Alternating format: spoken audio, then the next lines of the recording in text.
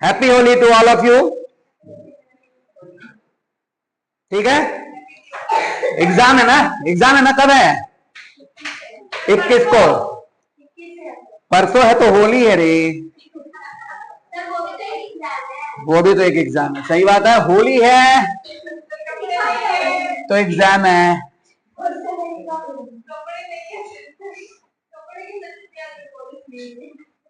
देखो इधर,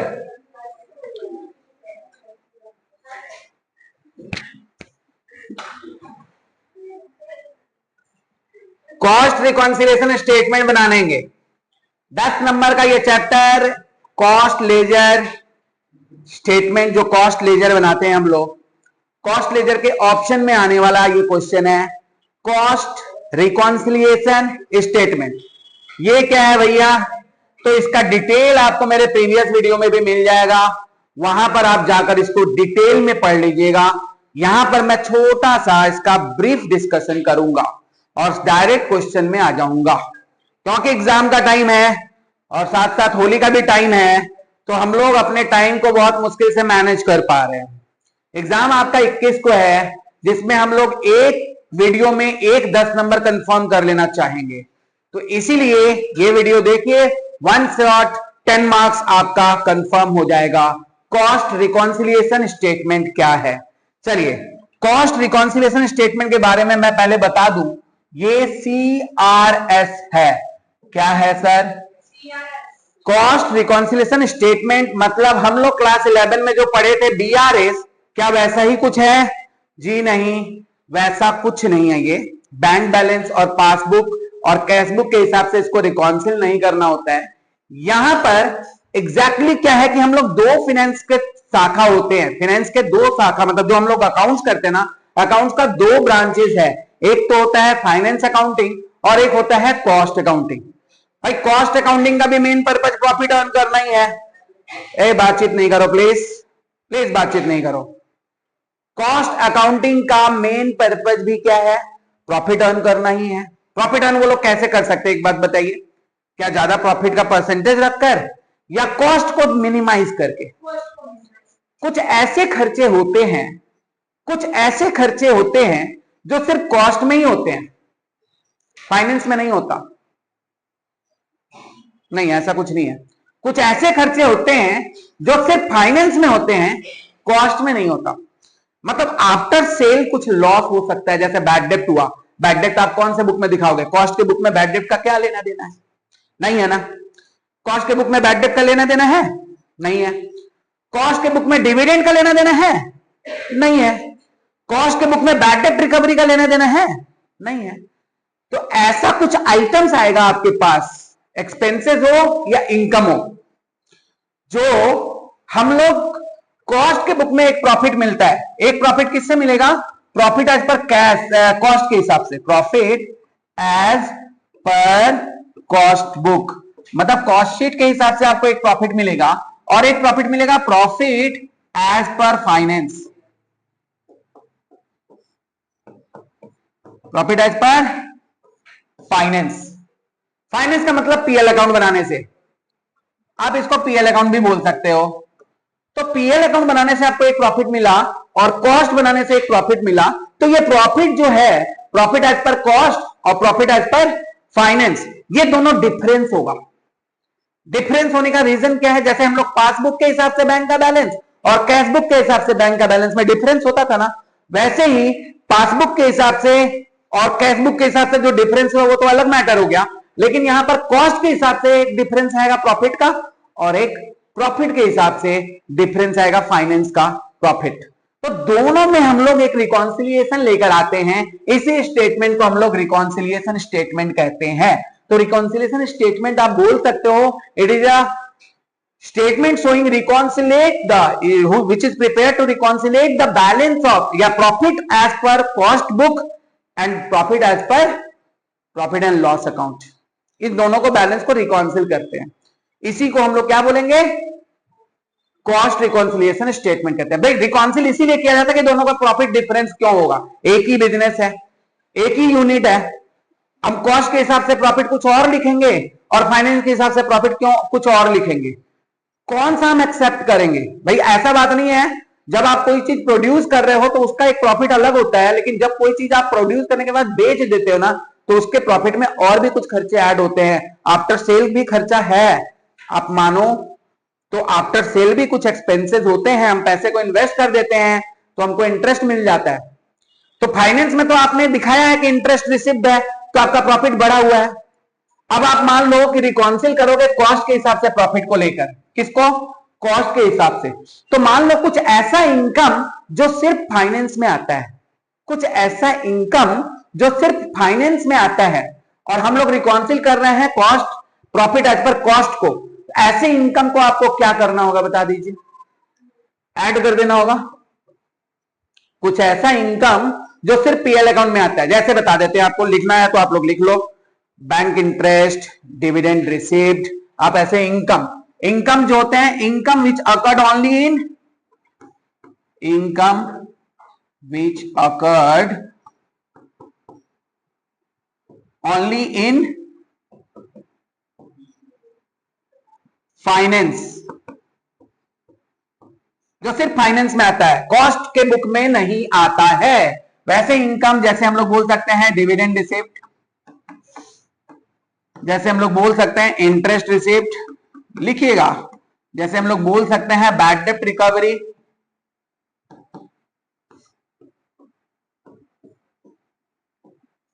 ये कुछ ऐसे इनकम हुए जो सिर्फ फाइनेंस के बुक में आते हैं, सिर्फ पीएल अकाउंट में आते हैं। तो ऐसा कोई इनकम जो सिर्फ पीएल में आए बट कॉस्ट में नहीं आता है, क्योंकि वो फाइनेंस के नेचर के होते हैं, वैसे इनकम को क्या कर देंगे हम लोग? ऐड कर देंगे। हम लोग याद रखें, हम लोग प्रॉफिट एज पर कॉस्ट के हिसाब से रिकॉन्सिल कर रहे हैं, प्रॉफिट एज पर कॉस्ट के। मान लीजिए कॉस्ट वाला प्रॉफिट पहले रखे और उसी में हम लोग एड लेस करेंगे तो कॉस्ट वाला फाइनेंस वाला प्रॉफिट मिलेगा आपको। ठीक है, तो ये रहा income which occurred only in finance book, dividend received, interest received, bad डेब्ट रिकवरी एक्सेट्रा, जो कि सिर्फ पीएल अकाउंट के क्रेडिट में आता है। ऐसे इनकम को क्या कर देंगे हम लोग? ऐड कर देंगे। साथ ही साथ आपको लेस करना होगा, क्या? Expenses which only occurred in finance.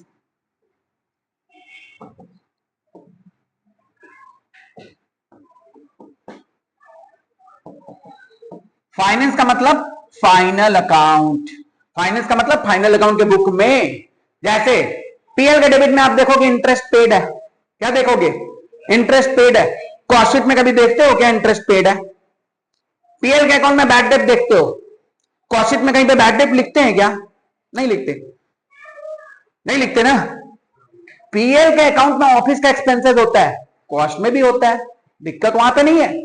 दिक्कत वहां पर है कुछ ऐसा एक्सपेंसेस जो सिर्फ पीएल में है बट कॉस्ट में नहीं है, ऐसे इनकम को, एक्सपेंसेस को क्या करेंगे हम लोग?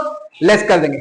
ये तो हो गया भाई सीधा साधा बात, कुछ ऐसा इनकम जो फाइनेंस में है कॉस्ट में नहीं है, ऐड कर देने का।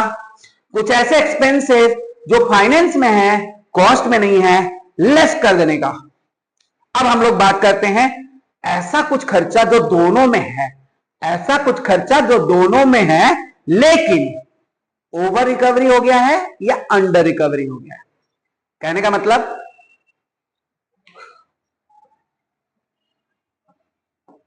मान लीजिए मैं एक एग्जांपल ले रहा हूं, ओवर रिकवरी या अंडर रिकवरी क्या होता है मैं आपको बता रहा हूं। जैसे मान लीजिए मैंने सोचा था कि मेरा ऑफिस का खर्चा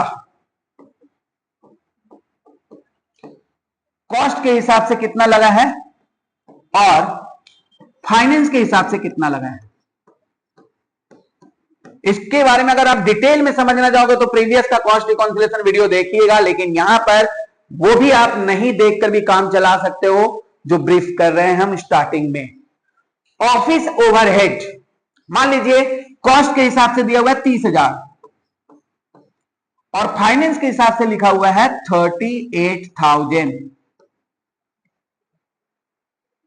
ठीक है, दो खर्चा दिया हुआ है, एक कॉस्ट के हिसाब से दिया हुआ है और एक फाइनेंस के हिसाब से दिया हुआ है।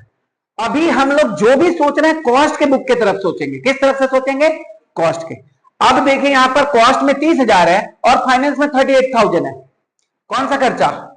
Office overhead. ये कौन सा खर्चा है? ऑफिस ओवरहेड है जो कॉस्ट में है 30,000 और फाइनेंस में है 38,000। अभी आप मेरे को एक बात बताओगे, यहां पर हम जब भी सोचेंगे कॉस्ट में कम है कि ज्यादा है, बस आप यही सोचिएगा, यही सवाल करिएगा, कॉस्ट में क्या है, फाइनेंस में क्या है वो नहीं सोचना है आपको, कॉस्ट में क्या है, कॉस्ट में कम है कि ज्यादा है, कम है तो कम कर देंगे, ज्यादा है तो ज्यादा कर देंगे, एक सीधा साधा जवाब। कम है तो लेस कर देंगे, ज्यादा है तो ऐड कर देंगे, ठीक है। तो और ऐड लेस का ही तो खेल है रिकॉन्सिलिएशन स्टेटमेंट। तो हम लोग अब यहां पे आप समझ गए, ये है अंडर रिकवरी, इसको क्या बोलते हैं हम लोग, अंडर रिकवरी, मतलब कॉस्ट में कम है। अंडर एब्जॉर्ब भी बोलेंगे, रिकवरी भी बोलेंगे, एक ही बात है, समझ गए बात। अभी मान लीजिए एक चीज, एक खर्चा लिख रहे हैं हम, फैक्ट्री ओवरहेड,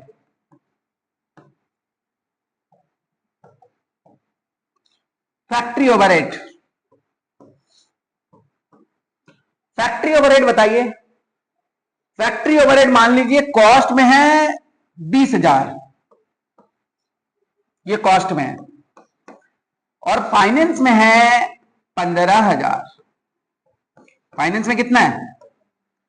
अभी आप सोचोगे कॉस्ट में 20 है, फाइनेंस में 15 है, बोलो ज्यादा है कि कम है, बस यही सोचना है, कहां ज्यादा है, कॉस्ट में ज्यादा है। अब कितना ज्यादा है, 5,000, ज्यादा है तो बढ़ा देंगे, सीधा सा बात है, ज्यादा है तो बढ़ा देंगे, दाल में नमक ज्यादा है तो और डाल देंगे,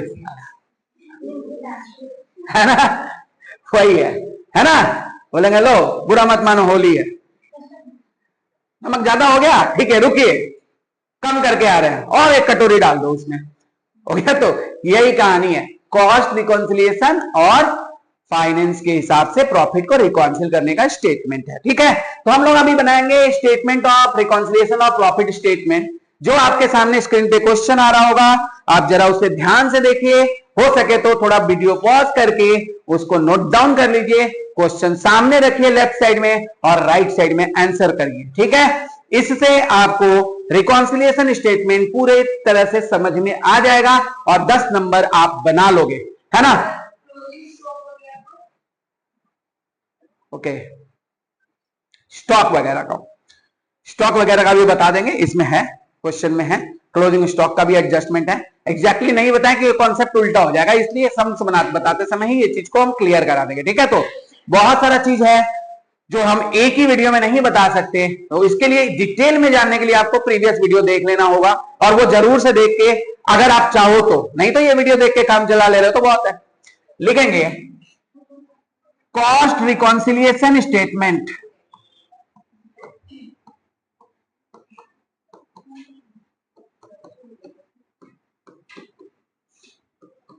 स्क्रीन में जो क्वेश्चन आ रहा होगा उसे आप थोड़ा पढ़ते रहिए।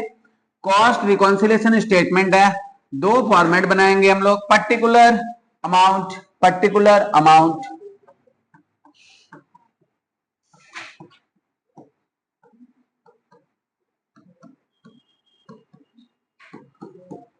डिटेल अमाउंट भी आप लिख सकते हो।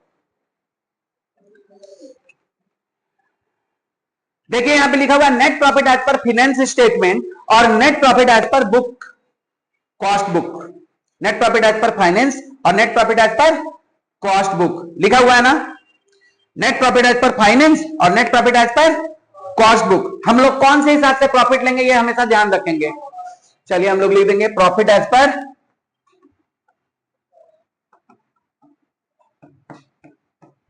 कॉस्ट स्टेटमेंट, कितना है बोलो बोलो, 66,760, यहां कर देंगे ऐड और 2-4-5 किलोमीटर छोड़ के कर देंगे लेस,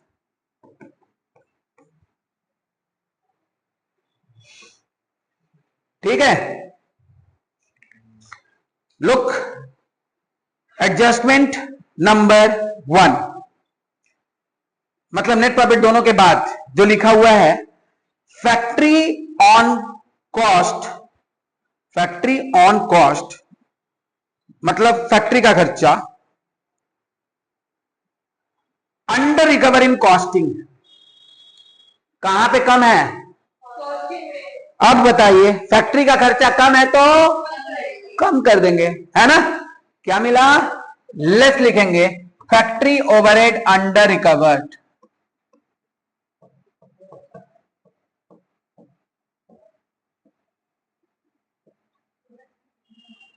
कितना है? 5,700। फैक्ट्री ओवरहेड कम है तो कम कर देंगे, ज्यादा है तो ज्यादा कर देंगे। आगे सुनिए, administrative overhead cost in excess. Administration overhead क्या है? ज्यादा है तो क्या कर देंगे? ज्यादा कर देंगे। लिखेंगे administrative overhead excess in cost. कितना है? 4,250। नेक्स्ट क्या है? Depreciation charge in finance book 3,660 है, और डेप्रीसिएशन रिकवर इन कॉस्टिंग 3,950 है। कॉस्ट में कितना है और फाइनेंस में कितना है? कॉस्ट में ज्यादा है। कॉस्ट में ज्यादा है, कितना ज्यादा है? ज्यादा है ये तो पता चल गया ना। कॉस्ट में ज्यादा है तो कॉस्ट में ज्यादा है, और ये डेप्रिसिएशन है। क्या है ये? बढ़ेगा तो बढ़ा देंगे, घटेगा तो घटा देंगे। तो डेप्रिसिएशन कॉस्ट में ज्यादा है, इसको क्या करेंगे? यहां पर ऐड कर देंगे, डेप्रिसिएशन एज पर कॉस्ट। कितना है? 290। नेक्स्ट, यस, मिल गया वो चीज जो सिर्फ फाइनेंस में रहता है, मिल गया वो चीज जो सिर्फ फाइनेंस में है, कॉस्ट में नहीं होता है। तो ये इनकम है या एक्सपेंसेस है? आप इतना तो जान पाओगे, इनकम है ना। कितना इनकम है? अब इनकम है, ये कॉस्ट में नहीं है तो हम लोग कॉस्ट में लेकर आ जाएंगे। क्या करेंगे हम लोग? इसको ऐड कर देंगे, क्योंकि वो ऐसा इनकम है जो सिर्फ फाइनेंस में है। तो कॉस्ट में हम लोग लिख देंगे क्या? Interest received. क्या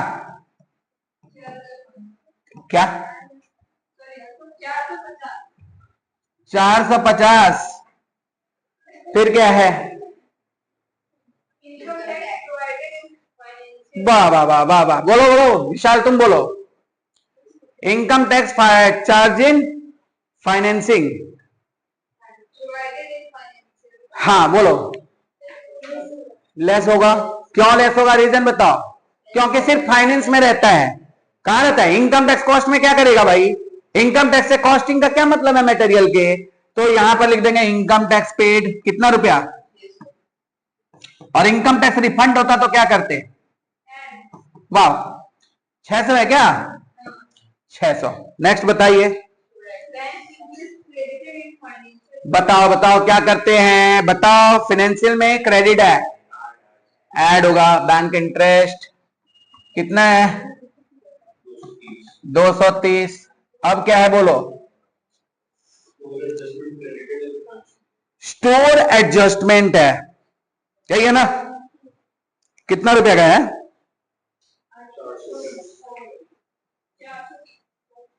स्टोर एडजस्टमेंट का मतलब हो गया फाइनेंस में क्लोजिंग स्टॉक को बढ़ाया गया था, मतलब स्टोर का एडजस्टमेंट किया गया था। स्टोर अंडर रिकवरी या ओवर रिकवरी जो हो जाता है ना, कभी ओवर वैल्यूएशन अंडर वैल्यूएशन हो जाता है, ये ऑलरेडी पीएल में क्रेडिट किया है। अब पीएल में क्रेडिट करने का मतलब आप क्या समझते हो? बढ़ाया होगा। पीएल में क्रेडिट करने का मतलब क्या समझते हो? बढ़ाया है। तो इसको हमको भी बढ़ाना होगा, एक तरह का इनकम हो गया ना। पीएल में क्रेडिट का मतलब क्या हो गया? इनकम हो गया। कितना रुपया है? Store adjustment credited in PL 420। Next बोलो। डेप्रिसिएशन ऑफ, ठीक है, डेप्रिसिएशन ऑन स्टॉक चार्ज हुआ है, मतलब स्टॉक का वैल्यू डेबिट हुआ है। फाइनेंस में क्या हुआ है? डेबिट हुआ है। तो यहां पे क्या करेंगे हम लोग? डेबिट कर देंगे। डेप्रिसिएशन ऑन स्टॉक कितना रुपया? कितना? 860। नेक्स्ट,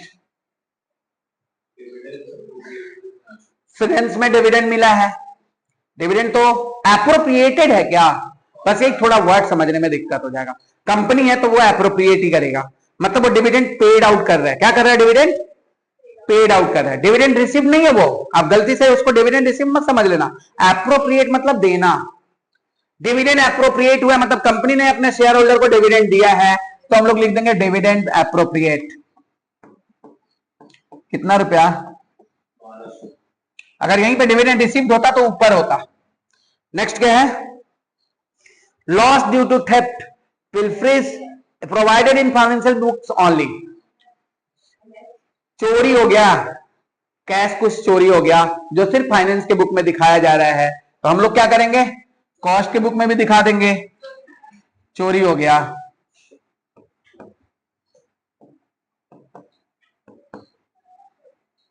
कितना रुपया का? 260। हाँ, तुम्हारा शादी का लहंगा तो आ ही जाता है इसमें। हाँ तो क्या करे तुम, हो गया? कर लिए क्या आप लोग? अब ये सब को जोड़कर कर दें बाहर। 5640। इसको पहले टोटल कर दो, 72,400। फिर लेस का टोटल बोलो, 86। इसमें से इसको माइनस कर दो, कितना? 63,780। सामने लिख दो प्रॉफिट एज पर फाइनेंस।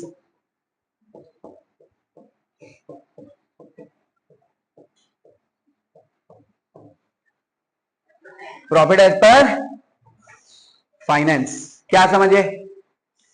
देखिए यहां पे फाइनेंस के हिसाब से प्रॉफिट भी उतना ही दिया होगा, 63,780। दैट मीन्स ये रिकॉन्सिल हो गया, सामने सामने रिकॉन्सिल हो गया। अब तो क्या करते सर, अगर क्वेश्चन में कॉस्टिंग का प्रॉफिट दिया ही नहीं है तो? ऐसा भी तो हो सकता है, कॉस्टिंग का प्रॉफिट नहीं दिया है, फाइनेंस का दिया है, तो क्या करेंगे? ठीक, इसका उल्टा करेंगे, जो ऐड करना है उसे लेस कर देंगे, जो लेस करना है उसे ऐड कर देंगे। नहीं तो आप इसको बैलेंसिंग फिगर निकाल सकते हो। कितना आसान। ये सब कुछ वैसे ही लिखिए, बैलेंसिंग फिगर ऊपर लिख दीजिए, खत्म, स्टेटमेंट खटा। समझ में आया? चलिए, सिद्धू के जैसे बोल दिया खटा। चलिए फटाफट एक दूसरा क्वेश्चन भी करते हैं। अभी अभी आपके पास अभी अभी एक दूसरा स्क्रीन पे क्वेश्चन आ रहा होगा, देखिएगा लेफ्ट साइड में।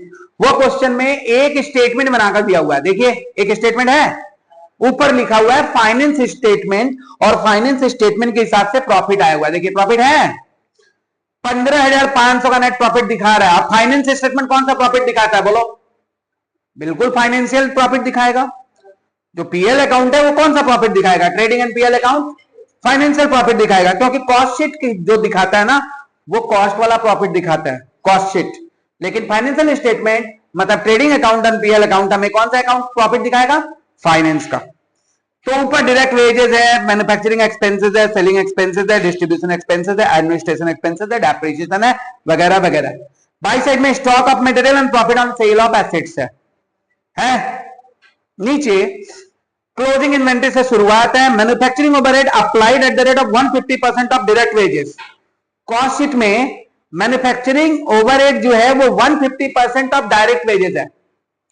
मैन्युफैक्चरिंग वेजेस पहले हम लोग ऐसा कर लेंगे, मैन्युफैक्चरिंग वेजेस है ना, कॉस्ट का एक बार ये स्टॉक को एक बार छोड़ दीजिए। मैन्युफैक्चरिंग एक्सपेंसेस को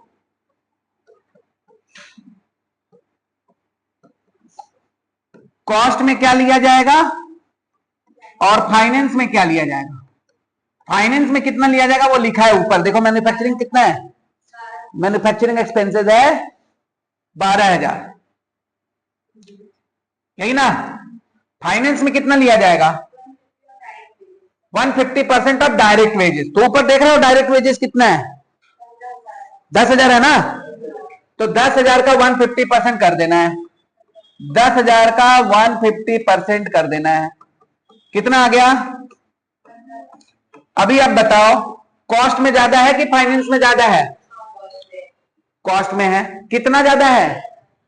हम लोग जो सीधा मेथड कहते हैं कि ज्यादा है तो ज्यादा कर देंगे, कम है तो कम कर देंगे, तो हम लोग क्या कर देंगे, 3000 ज्यादा कर देंगे। ये मैन्युफैक्चरिंग एक्सपेंसेस हो गया। मैन्युफैक्चरिंग एक्सपेंसेस के बाद क्या है, उसके बारे में क्या बोला है, 10% ऑन सेल, कॉस्ट के हिसाब से, यही ना, कॉस्ट के हिसाब से कितना बोला है, 10% ऑफ सेल। सेल दिया है क्या, कितना है सेल, 69,000 का 10% कितना होता है, 6,900। और फाइनेंस के हिसाब से कितना है, बोलो बोलो, 6,000 है। अभी आप बताओ कॉस्ट में ज्यादा है कि कम है, कॉस्ट में ज्यादा है, कितना ज्यादा है, 900।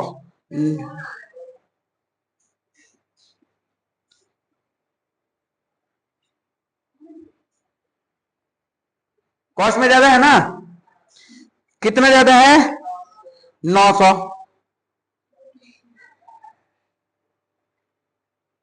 सेलिंग एंड डिस्ट्रीब्यूशन ओवरहेड है ना। एडमिनिस्ट्रेशन ओवरहेड के बारे में क्या बोला है,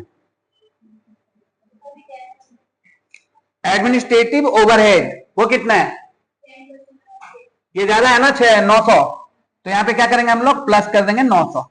इसके बाद क्या है, एडमिनिस्ट्रेटिव ओवरहेड। एडमिनिस्ट्रेटिव ओवरहेड क्या बोला है, 10% ऑफ सेल कितना हुआ, 6,900। तो इसका कितना है ऊपर, 5,000 है। अभी बताओ ज्यादा है कि कम है, 1,900 क्या है, ज्यादा है, तो क्या कर देंगे हम लोग, ऐड कर देंगे। और कुछ है, डिस्ट्रीब्यूशन एक्सपेंसेस क्या बोला है, ये तीनों अलग अलग है क्या,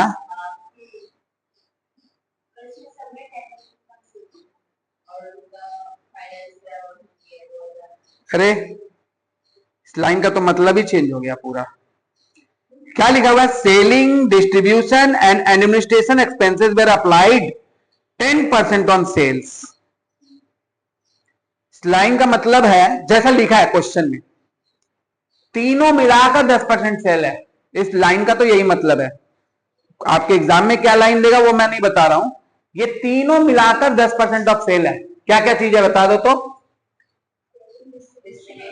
ये क्वेश्चन बनाने में कुछ टेंशन हो गया होगा उसको, तो ये एंड करके कॉमा कॉमा लगा दिया।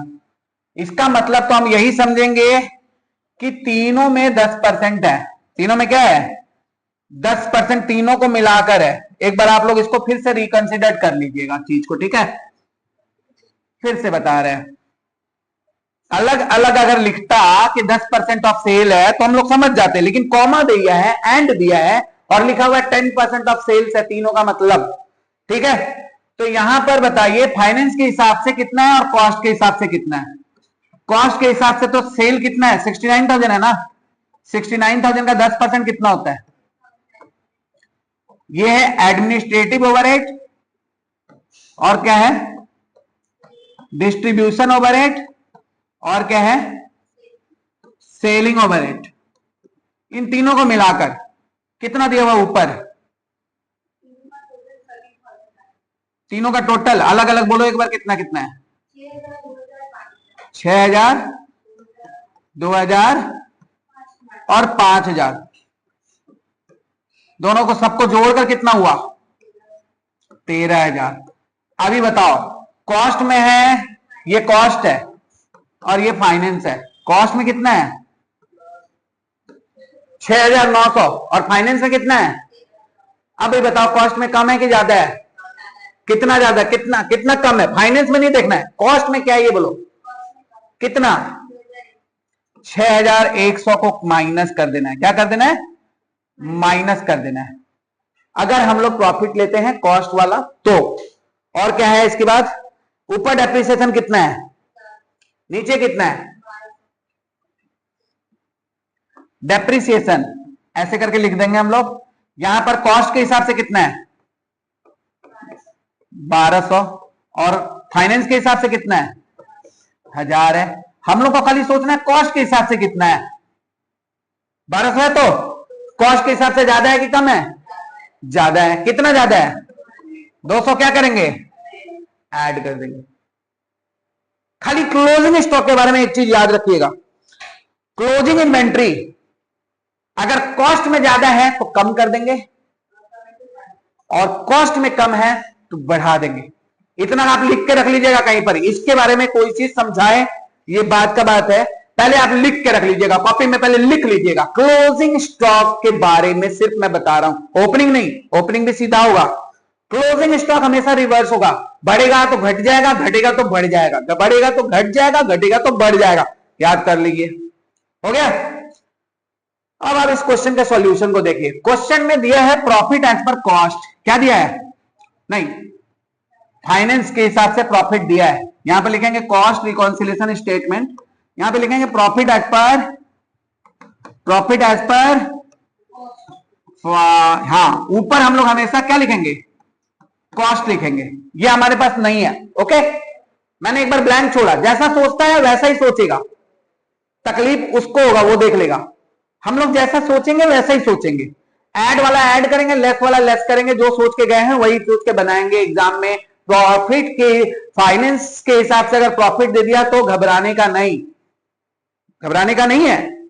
ऊपर क्या लिख देंगे हम लोग? कॉस्ट के हिसाब से लिख देंगे। बात समझ में आया? प्रॉफिट एज पर कॉस्ट कितना दिया हुआ बोलो? नहीं है। अब हम लोग करेंगे ऐड। क्या क्या ऐड में लिखे थे बोलो? डेप्रिसिएशन ऐड में लिखे थे, depreciation under charge, sorry over charge.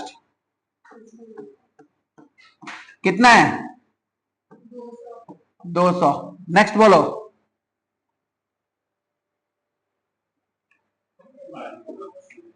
तो हटा दिए ना। मैन्युफैक्चरिंग क्या किए थे हम लोग? मैन्युफैक्चरिंग कॉस्ट के हिसाब से ज्यादा था कि कम था? ज्यादा तो बढ़ा देंगे। मैन्युफैक्चरिंग ओवरहेड कितना था?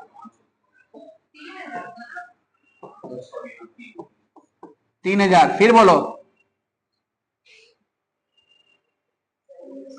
सेलिंग एंड डिस्ट्रीब्यूशन ओवरहेड तो लेस होगा ना। आगे बोलो क्या है? ऐड होने वाले में कोई आइटम है? हाँ है।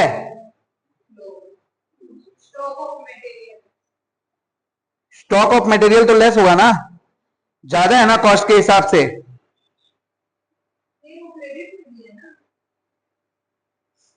ठीक, तो लेस होगा। तो क्या होगा? लेस होगा। एक चीज ऐड होगा ना, बोलो क्या ऐड होगा? यहां पे 3000 हो गया, डेप्रिसिएशन हो गया कितना? डेप्रिसिएशन 200 था ना। एक चीज होगा जो क्रेडिट में दिख रहा है ना, profit on sale of assets 2500 का दिख रहा है ना, वो लिखेंगे profit on sale of assets. कितना का? ये तीन ही चीज ऐड होने में है, बाहर कर दो। 5700 यही होगा ना। अब लेस करेंगे, क्या क्या लेस बोलो? Over recovery of closing stock. Closing stock ज्यादा है तो घटा देंगे, याद है ना? कितना है? नेक्स्ट बोलो। सेलिंग था? नहीं, सेलिंग तो ऊपर हो गया। नहीं, कितना है बोलो? Selling comma distribution and administrative overhead एक साथ लिखना है, जिस लैंग्वेज में वो लिखा है ना। अंडर रिकवरी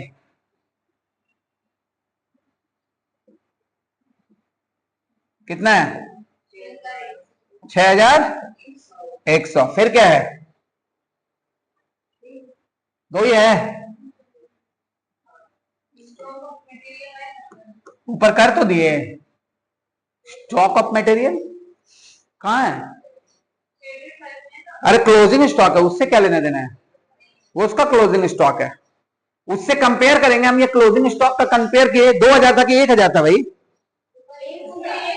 तब ये गलत हो गया ना।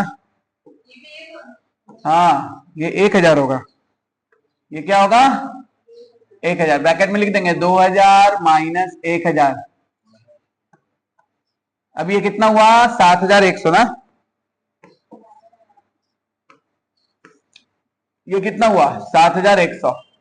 अब profit as per finance question में दिया हुआ है, प्रॉफिट एज पर फाइनेंस कितना दिया हुआ है, कितना 15,500। अभी क्या करने का,